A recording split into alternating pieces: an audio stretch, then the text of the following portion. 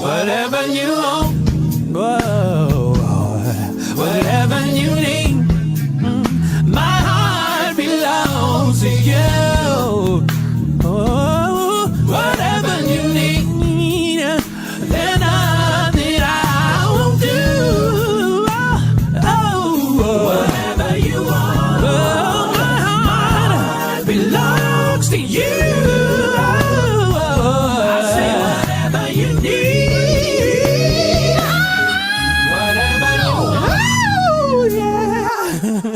Whatever you need, my heart belongs to you.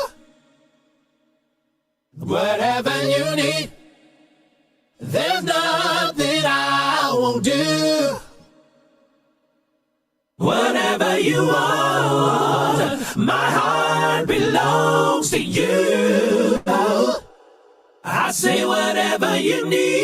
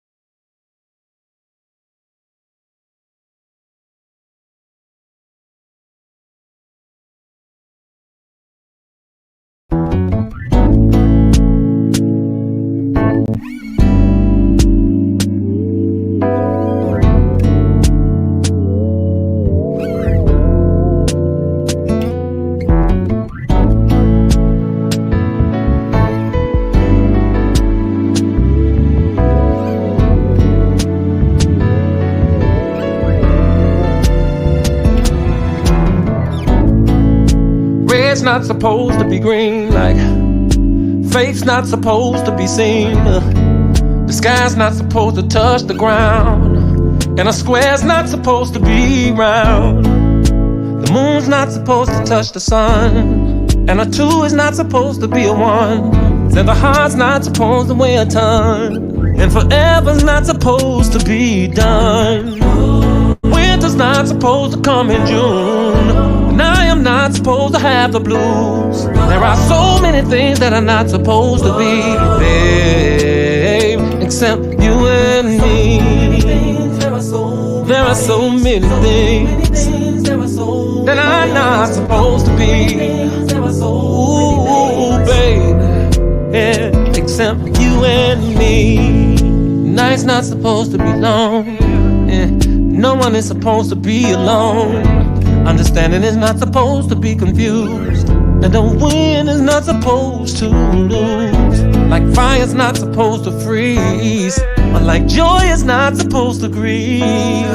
Like you are not supposed to leave when I said I'm not supposed to lean. He is not not supposed to have your heart. Baby, we are not supposed to be apart. There are so many things that are not supposed to be said. You and me. There are so many things that are not supposed to be.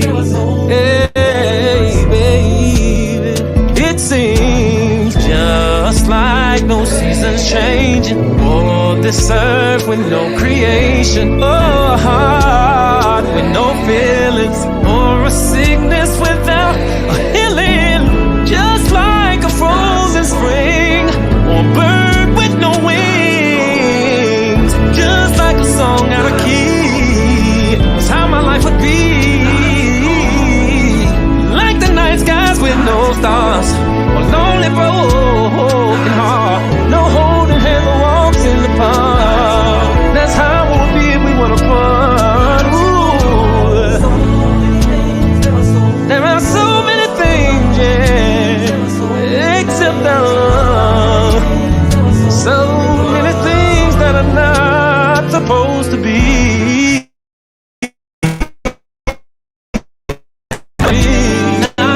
Like having no words to breathe, like having no rain for the sea. There are so many things that's not supposed to be, not supposed to be, except you and me, babe.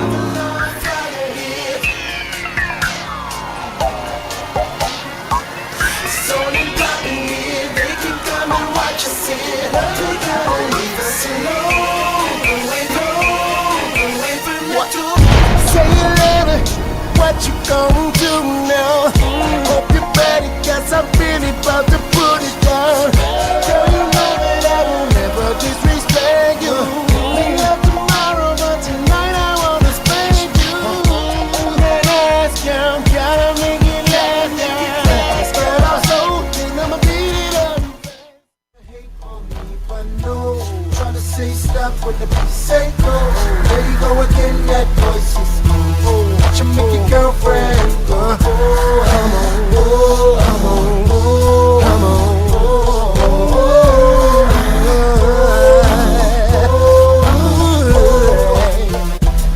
you've been waiting patiently, wondering when and where I be. After causing ruckus in the industry, making this so she can't sleep. See, this is what happens when my back is against the ropes. I come out swinging. My flow, my style, my look. They want my swag so bad, I swear I should write a book. Wake up every morning, check the grass for them snakes. Call these 9mm flows my rate. Bitches over money, no way. I don't fall in love, they just fall in love with me. Maybe it's the money, the cars, or the clothes. They got them backstage at all of my shows.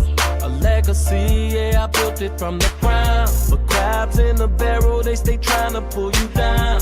Acting ass niggas, I swear I should write a play. How they smile in my face, that's why I say I'll take on all you haters today. Cause I'm not gonna let you get in my way. See, there's one thing that y'all don't understand. In the end, I'm gonna be the last man standing. The last man standing.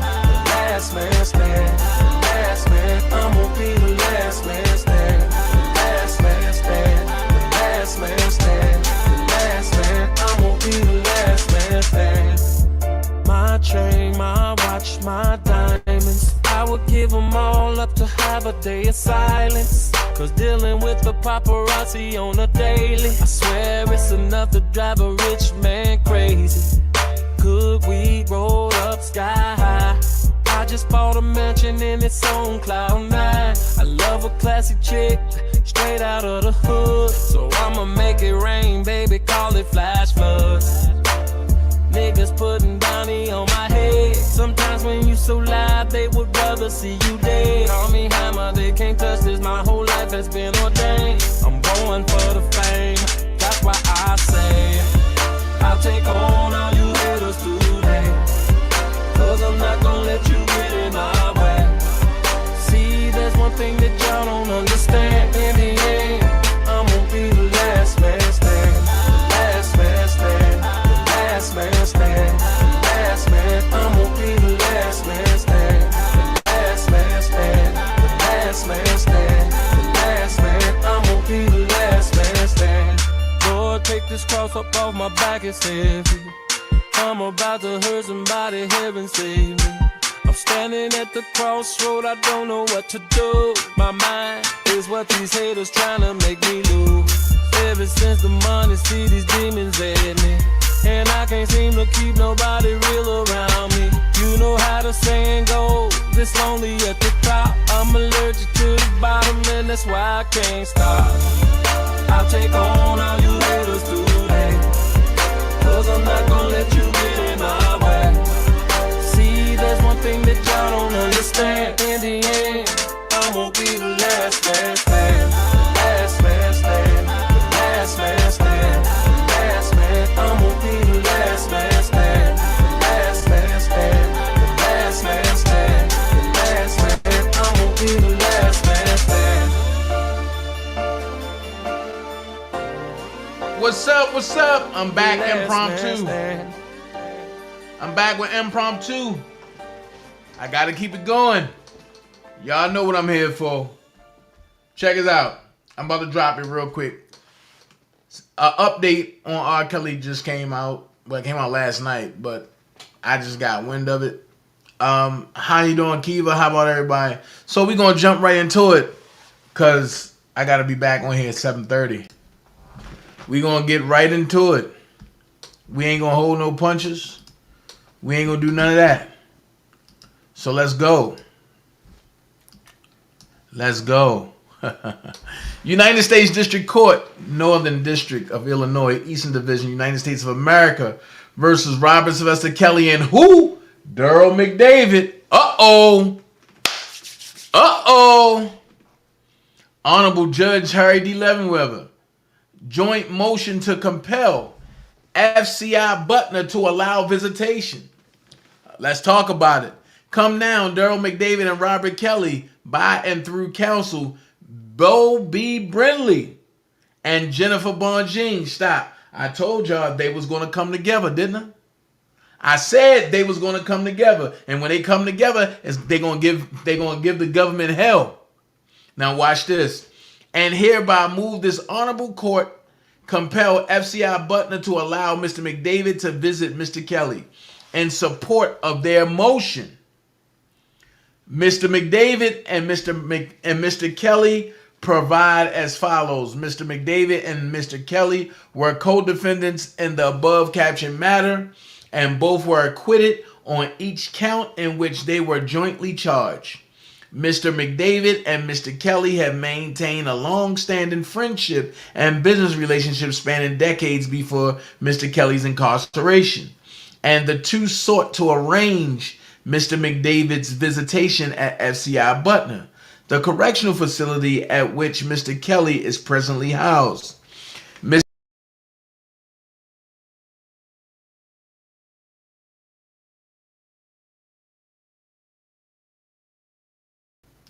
I don't know why I keep doing that. Hold on. Let's get back to it. Get back to it. Follow the procedural requirements for requesting that Mr. McDavid be added to Mr. Kelly's visitor list as a regular visitor and submitted form BP-A0629 as required. Yet FCI Butner declined the request, offering the reason that Mr. McDavid was a co-defendant in Mr. Kelly's criminal trial in this court. FCI Butner's denial of visitation was inconsistent with Bureau of Prison BOP regulations and policies, patently unreasonable, and advanced no legitimate penological interest. According Accordingly, Mr. McDavid and Mr. Kelly respectfully request that this honorable court compel FCI Butner to add Mr. McDavid to Mr. Kelly's visitor list and allow Mr. McDavid to visit Mr. Kelly. Title 28 Code of Federal Regulations, Part 540, Subpart 40, sets out the Bureau of Prisons general policy for inmate visitation. See 28 CFR 540.40.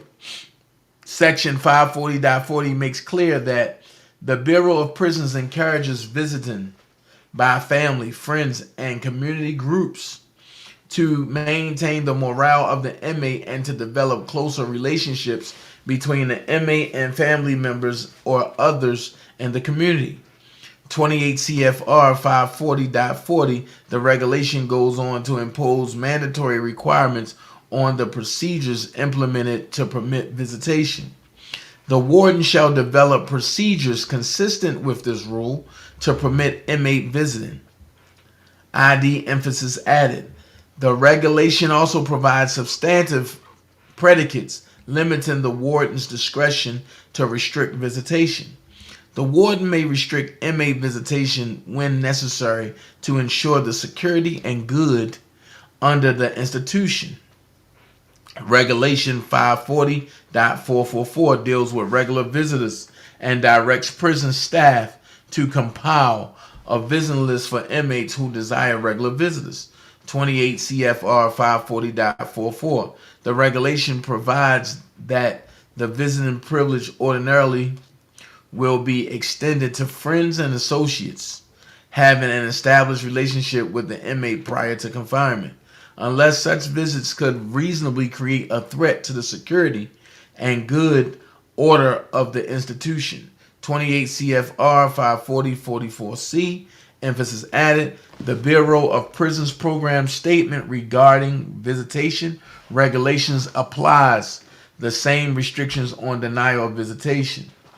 The complex supplement for FCI Butner sets forth the local procedures implementing the BOP's visitation policies and echoes similar sentiments to those articulated in the regulations. The purpose of the supplement is to encourage visiting by family, friends, and community groups to maintain the morale of the inmate and to develop closer relationships between the inmate and family members and others in the community. Complex supplement at 1.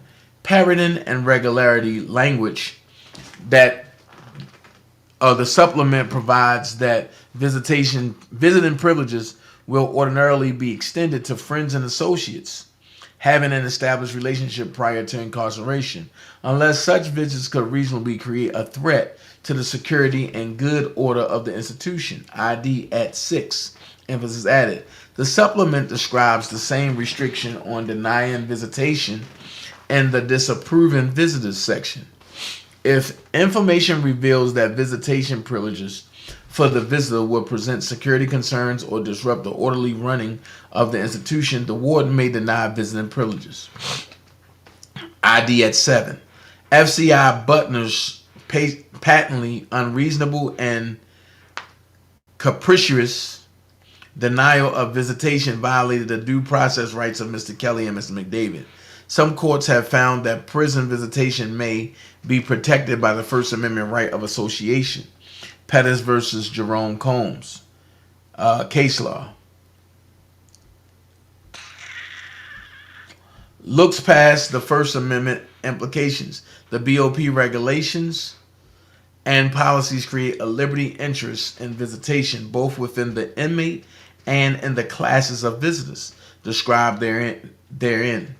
The regulations indicate that the BOP encourages visitation by friends and uses explicitly mandatory language in directing that the warden shall develop procedures consistent with this rule to permit inmate visiting. 28 CFR 540.40, emphasis added. The regulation then provides specific substantive predicates to limit the warden's discretion in denying visitation. The warden may restrict inmate visiting when necessary to ensure the security and good order of the institution. This is sufficient to create a liberty interest in an inmate and in those wishing to visit an inmate. Department of Correction versus Thompson case law. The use of explicitly mandatory language in connection with the establishment of specified substantive predicates to limit discretion forces a conclusion that the state has created a liberty interest. Hewitt versus Helms case law. This arbitrary and unreasonable denial of visitation violated the rights of both Mr. Kelly and Mr. McDavid. While nobody disputes that prison administrators are afforded wide difference in running the penal institutions, this does not mean that it is appropriate for courts to defer completely to prison administrators. Caldwell versus Miller case law. This court has held that restrictions on an inmate visitation privileges cannot be imposed arbitrarily or discriminatorily. Morgan versus D. Roberts case law. But FCI Butner did just that in denying Mr. McDavid's visitation. As this court will recall, Mr. McDavid was found not guilty on all counts charged against him after trial, amplifying to the unreasonableness of the denial. Mr. Kelly was himself acquitted of the very same counts. There were no convictions on the counts in which Mr. David and Mr. Kelly were charged together. Indeed, the Constitution creates a right in all criminal defendants to have their guilt decided by a jury, not a prison ward. See U.S. Constitution Amid 6. The jury in this case spoke, and it found both Mr. McDavid and Mr. Kelly not guilty on all counts in which they were jointly charged. In light of the jury's determination that Mr. McDavid and Mr. Kelly both were not guilty of the charges alleged in counts 4 through 8 of the indictment, FCI Butler's determination is patently unreasonable, capricious, and inconsistent with the directives and policies of the federal regulations.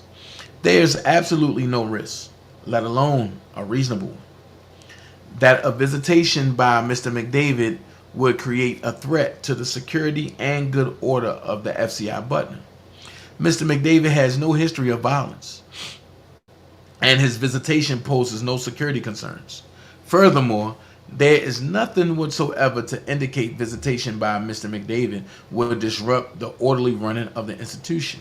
He is a citizen who has been fully exonerated of the charges brought against him, and that exoneration means something. There is absolutely no legitimate penological reason for FCI Butler to refuse the visitation of Mr. Kelly's decades-long friend and associate. Instead, the refusal of Mr. McDavid's visitation serves solely to punish Mr. Kelly and Mr. McDavid for charges on which they were both acquitted. FCI Butler's denial of visitation was thus capricious and patently unreasonable, and this honorable court shall require the warden to adhere by the BOP regulations and policy to allow Mr. McDavid's visitation.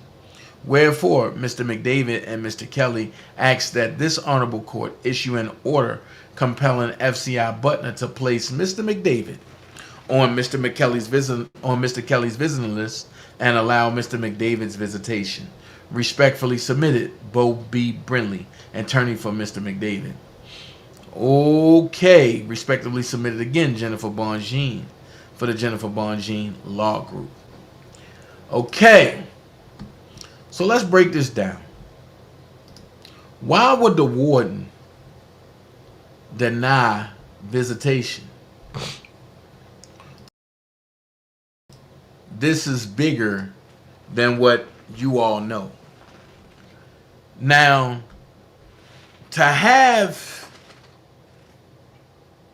Daryl McDavid visit Robert Sylvester Kelly in jail means one thing: that Daryl have the missing piece that Robert needs for Robert to come home. No matter what has happened between them two, they have put it behind them. And they are now in concert working together. Why would the warden stop that? Have the warden got a call to not let nobody that was acquitted in Chicago to visit Robert? You have to think about what the government have to lose. The government is trying to protect all they can before they get hammered in appeals. I wouldn't be surprised if they even try to reach out to appeal judges for all of this. You have to remember that the government plays a dirty game with everybody.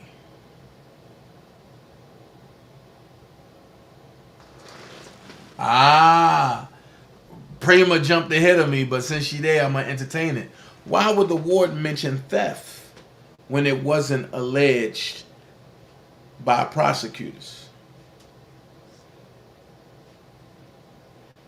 I'm going to tell you why.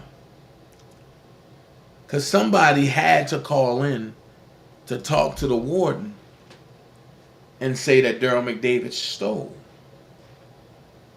from Robert. And they could have fabricated the story so much to say that Daryl McDavid got off, that he's going to do something to Robert. So the warden ran with the lie. But who will have that much power to contact the warden?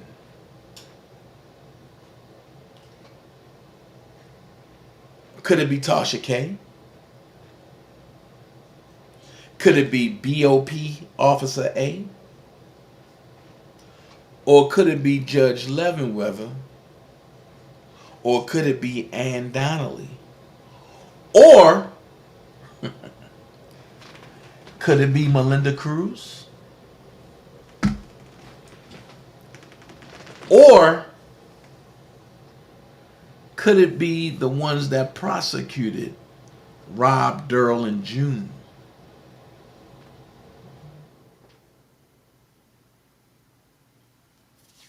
Let's go there. Whoever it was don't want Rob out. So now we play this game called Cut Sausage Out.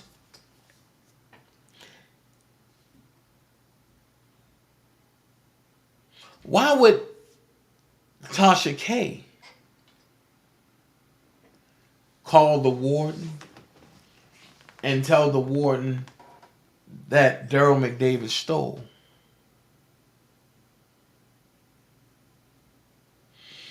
Not unless Tasha K hands been in this from day one. And like I said, BOP Officer A,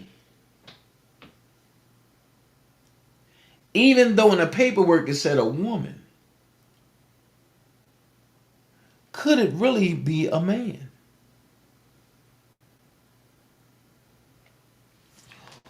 Who would throw away or take the risk of throwing away their career unless it was to ensure their baby? Follow me. Unless it was to ensure their baby had the information that she needed to flip the case. And it had to look like it was an outside source, not realizing that the outside source had to get the inside information from an inside person. So Dana, are you blaming Tasha K? Tasha K is on the suspect view. Then you go to the prosecutors from Chicago. After the trial was over, you got to go back and look at what they said. They said they wasn't happy with the outcome. And they will be doing whatever they can, and I'm paraphrasing, to make sure R. Kelly feel the crunch.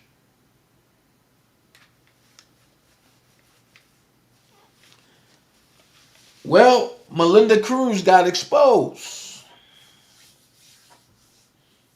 So right now we got Tasha K, we got her dad, we got Melinda Cruz. No, and we got the prosecutors from Chicago, and we got Melinda Cruz now.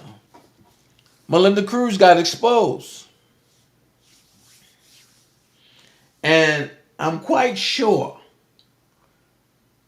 that Rashona and Melinda had a conversation where if Rashona would have got the $24 million in restitution, she would have had to break Melinda Cruz off. And they moved Melinda Cruz out of that district because they didn't want Melinda Cruz cross-examined. And that would have threw the case. So we put Melinda Cruz there. And you look at all of them, and all of them have a reason for Rob not to be home.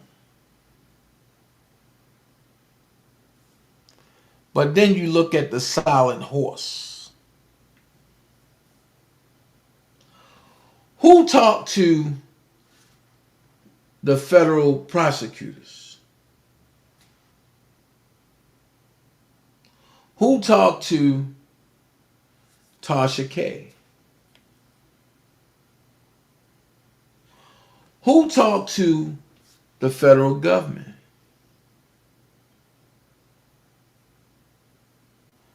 The same person that went on bloggers' channels that dogged Rob and said he's where he belongs.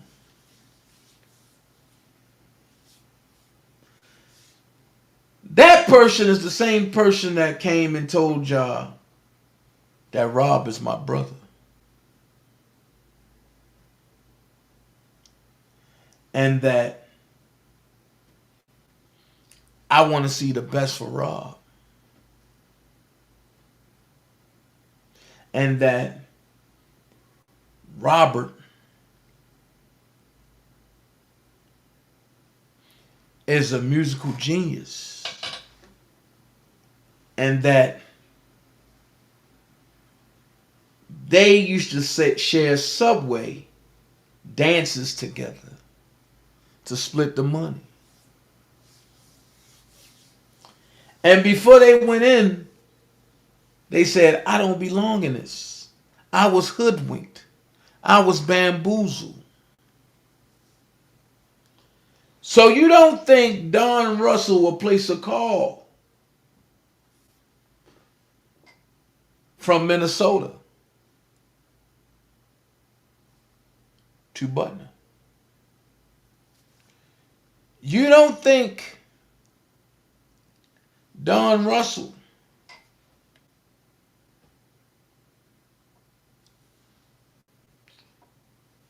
would ensure that Rob never come home?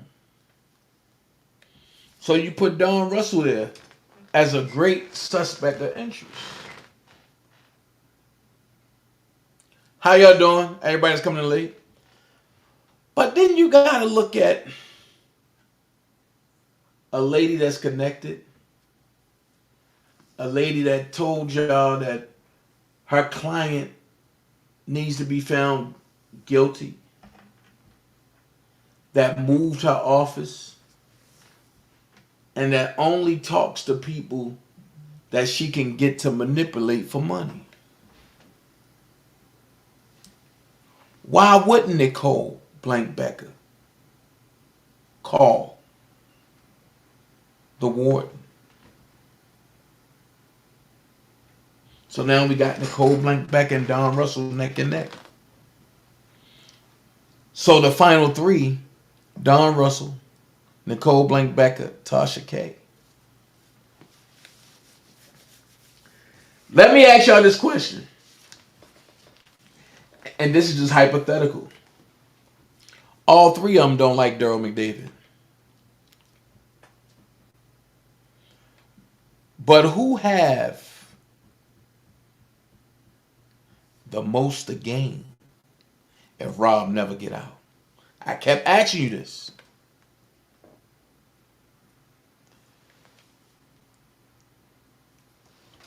Who have the most to gain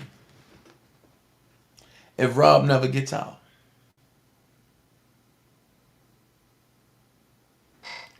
You already heard the lie where Sony got the Masters. Well, if Sony got the Masters already, right? Then why they still pressing Robert? I wait. What if Tasha K, Don Russell, and Nicole is all working in concert together? Because if you notice, one disappeared. One is continuously to be vocal and attacking anybody that give Rob's a voice. And one has faded to black because he's locked up. But you gotta look at it.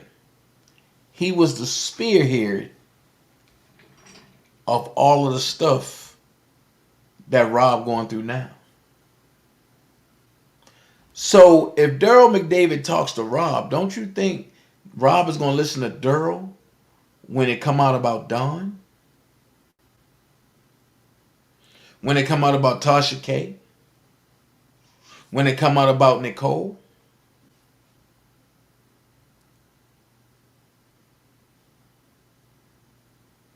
Make it make sense. Jennifer and Bo together? Ooh, no stones is going to be unturned.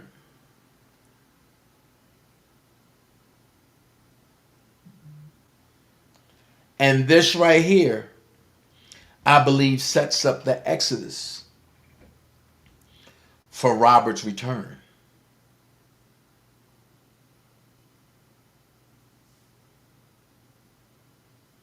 This right here, I believe Robert is now going to reach back to the day ones.